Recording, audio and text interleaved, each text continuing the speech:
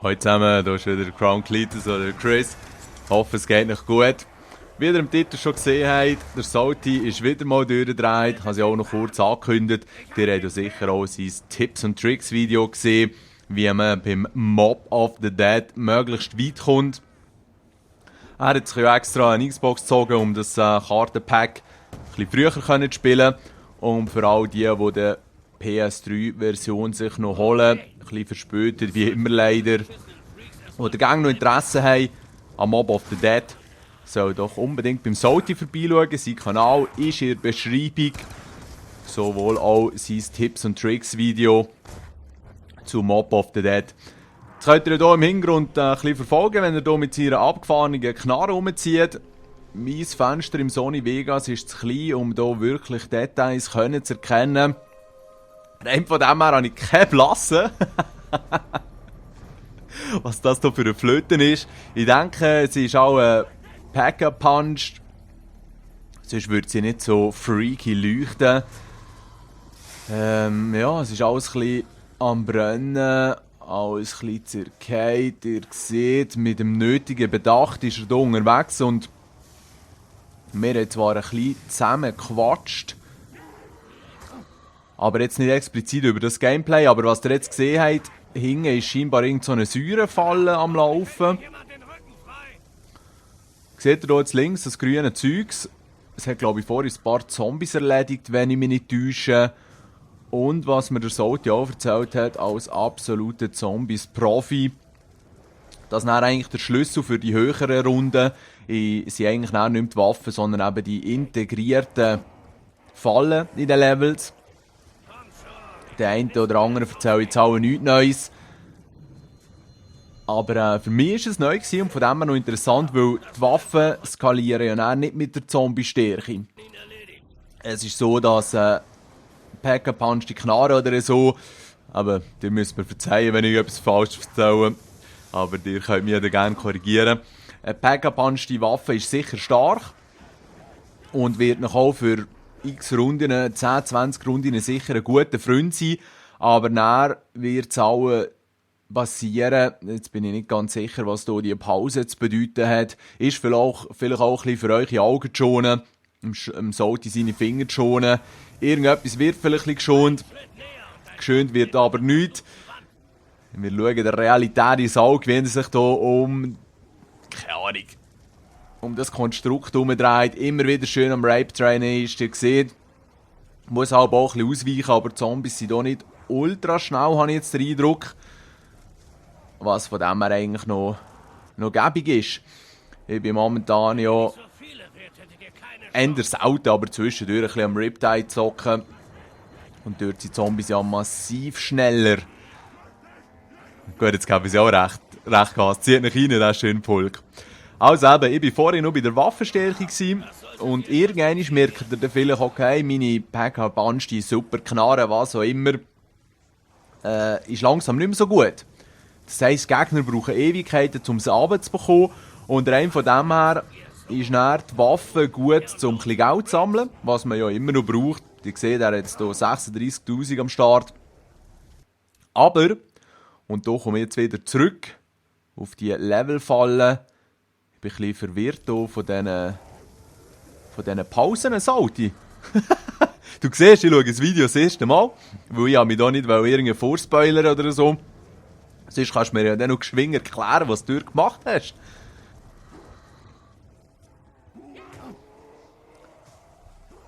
Bin mir da wirklich nicht sicher. Okay, aber ja, für eine Laie sieht das hier vielleicht auch ein bisschen langweilig aus, aber ihr müsst realisieren und ich möchte euch darauf hinweisen, dass unten links schon die 46, das heisst Runde 46. Das bedeutet wiederum schon einige Stunden ins Spiel investiert. Eventuell auch schon ein bisschen müde und darum lohnt es sich auch nicht, hier irgendwelche Risiken eingehen. Und ihr seht, jetzt hat er die Falle aktiviert. Die Zombies werden dort von dieser Säure zerfressen. Und die Falle, wiederhole mich doch ein bisschen, die Falle skaliert eben mit der Gegnerstärke. Das heisst, die Fallen, die ihr könnt aktivieren könnt, die werden im Verhältnis zu der Zombie-Stärke und zum Zombie-Leben auch immer wie stärker.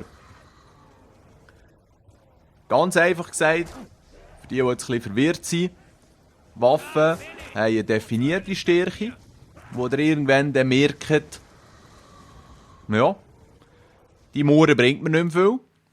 Und gleichzeitig ist es so, dass die Fallen eben aufskalieren mit den Zombies. Darum, wer es ein bisschen weiter arbeiten will, soll doch gefälligst schon die Fallen brauchen. Das ist, glaube ich, das, was ich hier jetzt mehr oder weniger mühsam rausgebracht habe. Jetzt lätzelt er doch ein bisschen hin und her. Okay, das ist scheinbar eine richtig interessante Taktik hier. He? Wow. Ja, schon ein Wicked mit den roten Augen und so. So, dann schnell eine andere Flöte rausnehmen, oder nicht? Hat er jetzt nur irgendwie zweimal Y drückt? Ich weiss es doch auch nicht so genau. Auf jeden Fall holt er sich jetzt hier irgendwie noch ein Schild oder so. Hey, nein, ich kann den Text nicht einmal lesen. Oh. Also, jetzt wird es langsam spannend. He? Ihr kennt es ja mittlerweile, so die 3 Türen-Videos sind allermeistens, glaube ich, ohne Ausnahme, die letzte Runde, wo der Salty in einem Call of Duty auf einer spezifischen Zombie-Map erreicht hat. Und darum müsst ihr nicht allzu traurig sein. Irgendwann wird das Gameplay auch fertig sein. Er kämpft sich hier noch durch die Menge durch. Und ja, ich weiß gar nicht, was ich erzählen soll.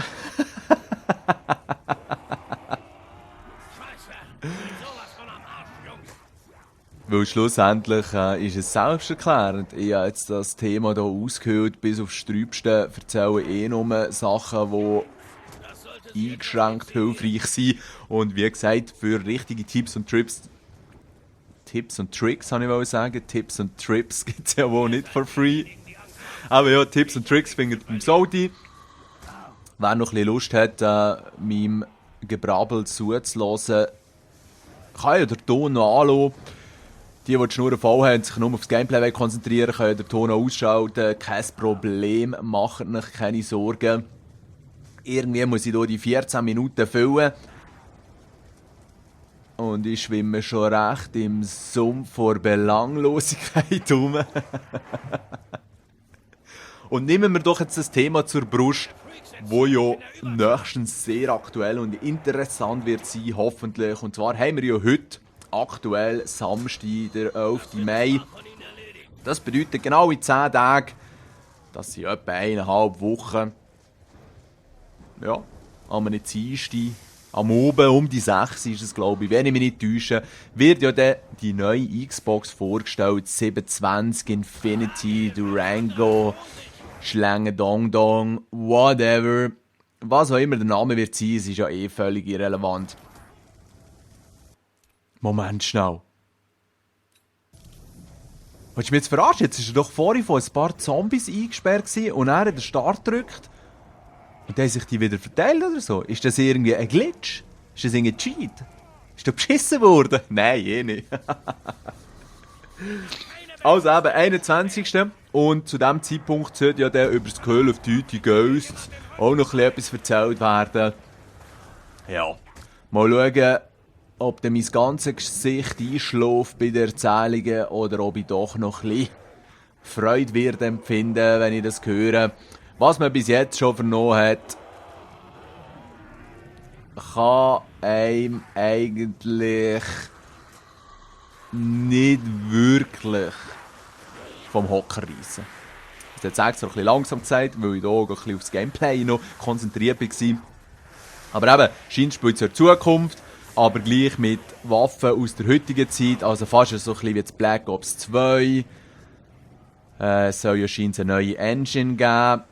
Und ich weiss, das Wort Engine oder eben auch Engine als Element von einem Game ist häufig ein bisschen verwirrend. Ich möchte das hier jetzt auch nicht allzu detailliert erklären, aber die Engine ist ganz einfach gesagt der Motor vom Game, wo alles am Laufen zusammenhält. Ohne die geht gar nichts. Und ja, neue Engine bedeutet einfach auch immer neues Spielgefühl. Weil ich habe es jetzt selten erlebt, dass das Gefühl vom Rumlaufen, sich bewegen, wie sich der Mannsgöcke und so verhalten, dass das bei 2 Engines dann genau gleich war. Weil häufig bringt man ja etwas Neues Und Neuerungen bringen dann aber auch Veränderungen, was sicher auch positiv kann sein. Oi, Salty, nein! Down! Salty down! Salty down. Es ist die Frage, was passiert, weil irgendwie hat man ja hier die Spektralwesenfähigkeit, genau. Zieht nichts rein. Okay. Aha. Hier beim Auge hat er irgendwie durch können. Habt ihr ja vielleicht gesehen, der hat jetzt vorhin so ein Auge gehabt. So ein bisschen Elektroschock-Szene. Ein bisschen die Zombies gehen. Schocken. Und jetzt kann er hier zurück in seinen Körper haben. Ja, das ist schon ein cooles Feature. Okay. Also. Jetzt haben wir hier wieder diesen Trick. Bin ich wirklich gespannt, was du zu dem zu sagen hast. Yeah. Eben, neue Engine, neues Spielgefühl und so. Die Grafik sollte natürlich hier auch massiv besser sein. Aber scheinbar haben sie immer noch ähnliche Ideen. Haben einen Salty down zum zweiten. Wow, wicked. Und vor allem von einem bekloppten Gegner so schnell fertig gemacht wurde, trotz dem Chaga und so. Dicke Post. Mob of the Dead ist hart. Ja, ich kann nicht gross aus Erfahrung reden, weil ich es nicht wirklich viel gespielt habe. Obwohl es sicher super ist, aber ja, ihr kennt das Problem sicher auch. Es gibt ein anderes Game, das sicher super wäre. Aber irgendwie kommt ihr nicht dazu. Oder habt ihr irgendwie gleich nicht so Bock. Oder immer ein anderes Game, das ihr besser findet. Ja, ihr kennt es ja. Themawechsel. Ständig hin und her. Zuerst waren wir beim Salty und seinen super Zombie-Skills. Dann sind wir zur neuen Xbox gewechselt, zum neuen Call of Duty. Die Erwartung ist eben, glaube ich, trotzdem noch hoch. Jetzt nicht bei mir, weil ich ja gar keine Erwartungen, die wird eh noch easy. Aber so bei der Allgemeinheit, wie ich es verstanden habe, weil eben auch neue Konsolen, neue Engine und so. Activision wird eh wieder Geld machen wie blöd. Und vermutlich... Oh. Salty down, wieder schön im Ecken hängen bleiben. Aber schon wieder, das ist spirituelle Geistkraft. Wie manchmal kann man echt das brauchen. Ja, ihr seht, Noob am Start, hat keinen Plan, macht aber nichts. Wir bleiben gespannt, wie das hier zu Ende geht. Und ich bin schon eben auch, auf die Xbox bin ich schon ein bisschen gespannt. Ja. Mal, es wird auf jeden Fall interessant. Und nachher im Juni ist ja der die E3, wie ich es jetzt sicher schon zum 328. Mal erwähnt habe, wo es auch wieder viele Neuigkeiten wird geben. Vielleicht wird man endlich PlayStation 3... ich rede immer von PS3, ich weiss gar nicht wieso. Das 3 ist einfach auch eine chillige Zahl, das 4 auf jeden Fall. Whatever. Danke, ist Game Over. Danke, bin ich hier am Lieren gewesen. Danke fürs Zuschauen und Zuhören. In E3 wird man dann hoffentlich auch PlayStation 4 sehen, mal, wie sie aussehen und so. Ist eine spannende Zeit für uns die nächsten paar Wochen. Ich hoffe, ihr seid spannend unterhalten worden. Big up an Salty, unser Zombie-Tier aus der Schweiz. Sauber in Runde 46, Hut ab. Hey, habt ein schönes Weekend. Ciao zusammen.